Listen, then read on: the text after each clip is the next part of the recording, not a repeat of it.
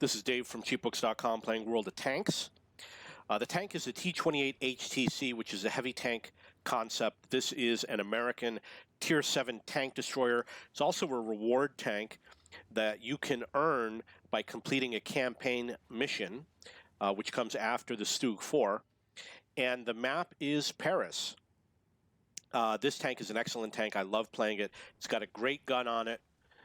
It's fun to play. The armor is pretty good. If you're playing in Tier 7, you're going to have pretty good games. You're going to do an excellent job against lower tiers. Against the higher tiers, it's not that amazing.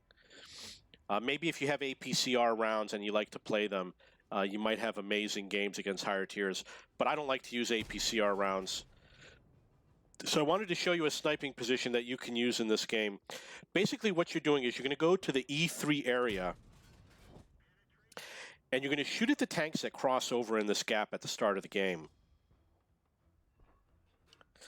See, that guy doesn't have a repair kit, so he got tracked out in the open. Or maybe he has a manual kit and he was just too slow to respond.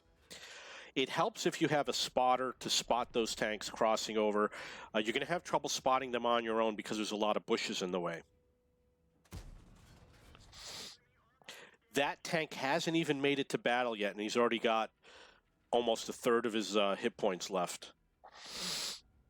You can see that there's an OHO that is approaching. If you look at the mini-map, you see that there's an OHO approaching that gap area. However, I think he's going to be afraid to cross.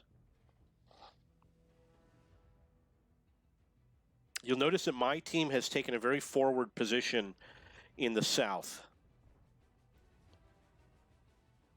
You know, the OHO is now reversing. He's afraid to go across that gap.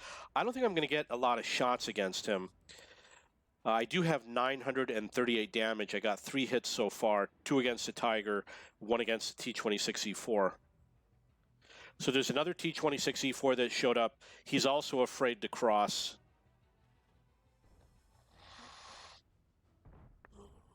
So my allies are preventing those tanks from advancing because my allies have too much of a forward position in this particular game.